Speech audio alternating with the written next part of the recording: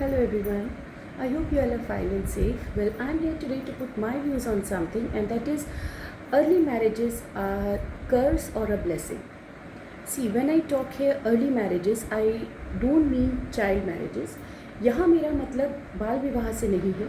यहाँ जो मैं अपने व्यूज़ रखना चाहती हूँ वो है कि जो मैरिजेस 90s में या अर्ली 20s में हो जाती हैं उनसे मेरा मतलब है, like when we are 18, 19, 20, not more than that. देखिए क्या होता है जब हमारे समाज में बच्चों की शादी जो कि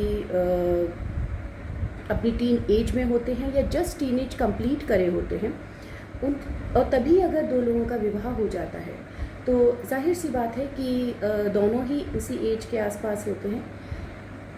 पहली बार जब टीन एज होती है इंसान खुद अपने आप को पहचान रहा होता है, बहुत सी चीज़ें दिमाग में चल रही होती हैं, करियर की टेंशन होती है, आगे लाइफ में क्या करना होता है, बहुत ड्रीम्स होते हैं एक इंसान के. दुनिया को समझ रहा होता है, कल्चर्स को समझ रहा होता है, और इस बीच में जब तक वो खुद को पूरी तरह समझ नहीं पाता तब तक उसको किसी दूसरे इंसान के साथ में बांध दिया जाता है, और तब एक असली स्ट्रगल शुरू होता है जो कि दोनों एक दूसरे को समझने में और जो हुआ है उसको समझने में लग जाते हैं. इसी तरह होते होते कुछ सालों में बच्चे हो जाते हैं, जिम्मेवारियां बढ़ जाती हैं, और इन्हीं सब जद्दोजहद के बीच में ऐसा हो जाता है कि जो हमारे ड्रीम्स थे या जो हमारी पर्सनालिटी थी या जो हम सोचते थे या जो हमें करना था वो कहीं पीछे छूट जाता है. राइट. फिर एक उम्र आती है जब फिर दोबारा से वही स्टेज आती है, बच्चे बड़े हो जाते हैं, जिम्मेवारियां ख़त्म हो जाती हैं, और तब ये ध्यान आता है कि हम क्या थे, हम स्टडीज़ में कैसे थे और क्या करना चाहते थे, क्या हो गया. या now here one more factor works that what kind of person you got married, right? बहुत बार जब ये होता है कि आप देखिए डिवोर्सेस क्यों इतने ज़्यादा होते हैं, मोस्टली या यही रीज़न होता है कि बहुत या तो जल्दी में शादी हो गई है या बहुत कम उम्र में शादी हो गई है, जो कि इतने मैच्योर नहीं होते लोग, ना तो इमोशनली ना मेंटली इतने मैच्योर होते हैं, और शादी के बंधन में उन्हें बांध दिया जाता है. जब बाद में मैच्योरिटी आती है, चीज़ों को समझना शुरू करते हैं, तब उनको जाके ये समझ में आता है कि असलियत में उनको चाहिए क्या था. बहुत बार ऐसा होता है कि व्यूज़ नहीं मिलते, उनके आपस में विचार नहीं मिलते, इंटरेस्ट टोटली डिफरेंट है, पर्सनालिटीज़ टोटली डिफरेंट है, और यही कारण होते हैं आगे चलकर जो कि असफल विवाह कहलाते हैं. मैं इस बारे में क्यों बोल पा रही हूँ या क्यों बोलना चाहती थी, इसलिए because I have gone through the same thing, but luckily ये बहुत महत्व रखता है कि किस तरह के इंसान से आपकी मैरिज हुई है और किस तरह के परिवार में, या आपके माता पिता किस तरह के थे. ज़रूरी नहीं है कि अर्ली मैरिजेस हमेशा ख़राब ही निकलती हैं.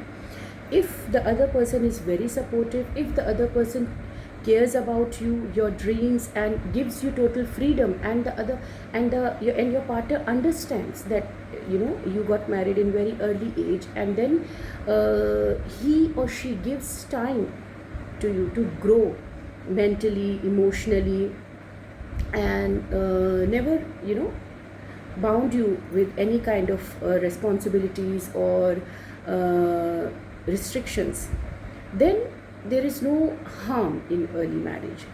But जहाँ पर देखा गया है कि परिवार सिर्फ अपनी जिम्मेवारियों से मुक्त होने के लिए बच्चों के विवाह कर देते हैं, या रिश्ता अच्छा मिल रहा है इस वजह से उठाकर लड़कियों की शादी कर देते हैं, जो कि शायद ग्रेजुएशन कर रही होती हैं या कर चुकी होती हैं, और बहुत सपने होते हैं, बहुत कुछ करना चाहते हैं, लेकिन शादी के बंधनों में बांध दी जाती हैं लड़कियां, और फिर परिवार, जिस परिवार में वो जाती हैं वो भी इतना सपोर्टिव नहीं होता है. वहाँ जाके आगे जाके या तो प्रॉब्लम्स आती हैं, अगर लड़कियां बहुत ज़्यादा एडजस्टेबल है और बहुत पेशेंस से सब कुछ हैंडल कर सकती है, या इतनी मैच्योरिटी है, तब मैरिजेस वर्कआउट हो जाती हैं. नहीं तो बट उसमें फिर कहीं ना कहीं वही है कि या तो दोनों को एडजस्ट करना पड़ता है, या महिलाओं की जो सारी इच्छाएं हैं, जो सारे ड्रीम्स हैं, वो कहीं ना कहीं ख़त्म हो जाते हैं या दब जाते हैं. Marriage is necessary or no, that is a different question nowadays. But as far as I want to put my views on is that, you know, take your time. The kids should take their enough time and they should fulfill everything, all the dreams जो ज़िंदगी में आप करना चाहते हैं. क्योंकि जब देखिए, या तो फिर ऐसे इंसान से शादी करिए जिसके साथ आप बचपन से हैं, जिसकी फैमिली को आप बहुत अच्छे से जानते हैं, जो आपको समझता है और उसको बहुत अच्छे से पता है कि आप लाइफ में आगे क्या करना चाहते हैं. That would be a very supportive partner. But if you are marrying a someone totally different, not culture but outside your family and जो कि जिसके परिवार को आप नहीं जानते, कभी मिले नहीं हैं, तो then I would recommend from my side, what I feel is that then the marriage should happen on a very mature age, near 30s or after 30s, because तब तक आप अपने जो बाकी के स्ट्रगल्स हैं लाइफ के वो कर चुके होते हैं. जो आपको यू नो एक होता है कि मुझे ये पाना है या मुझे ये बनना है, या वो सब कुछ आप ट्राई एरर सब कुछ हो चुका होता है. And then whatever, because 30 साल या 30, 32, 35 साल की एज ऐसी होती है जब तक इंसान का करियर, एजुकेशन, ऑलमोस्ट कितनी भी बड़ी एजुकेशन हो वो ख़त्म हो ही जाती है.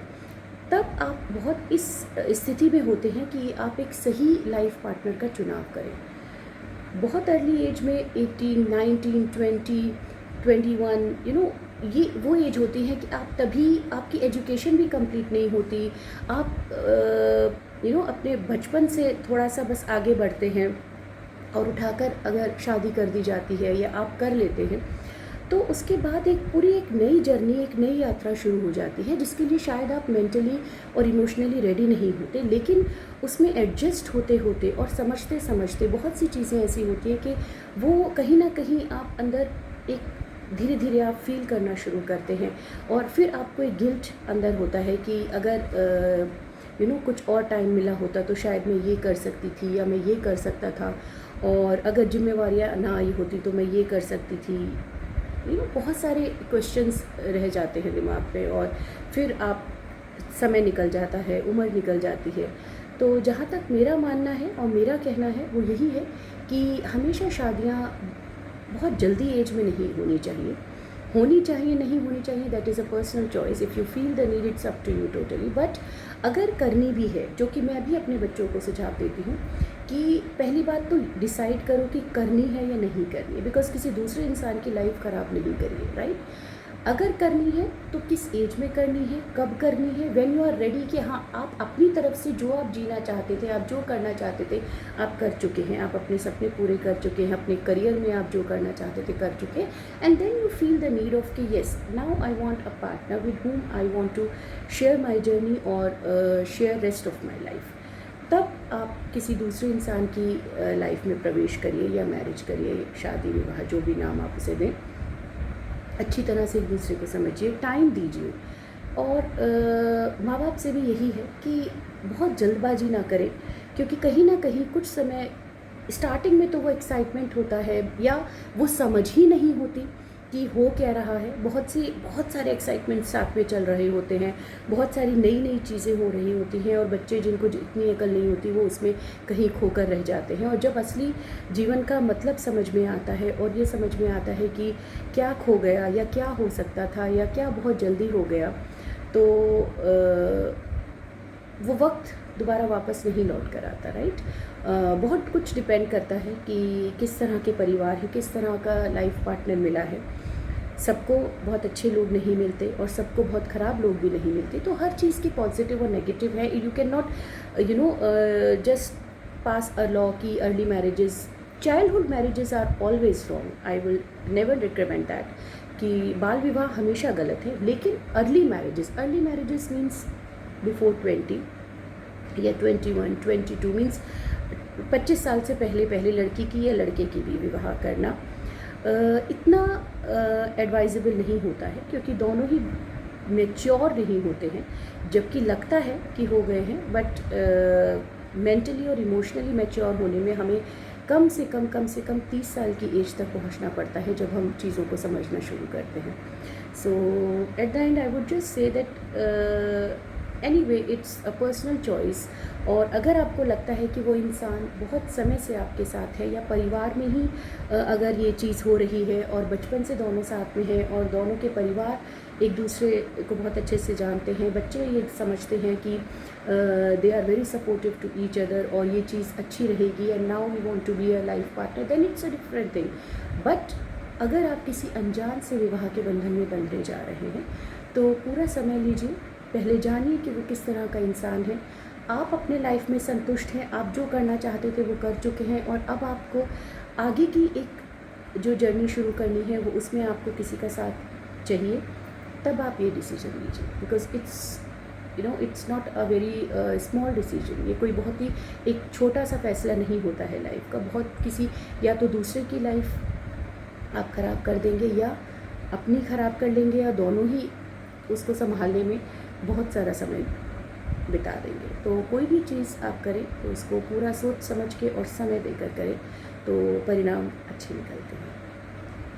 मैं फिर आऊँगी किसी न किसी टॉपिक पर अपने विचार रखने के लिए। तब तक के लिए take care of yourself. Thank you.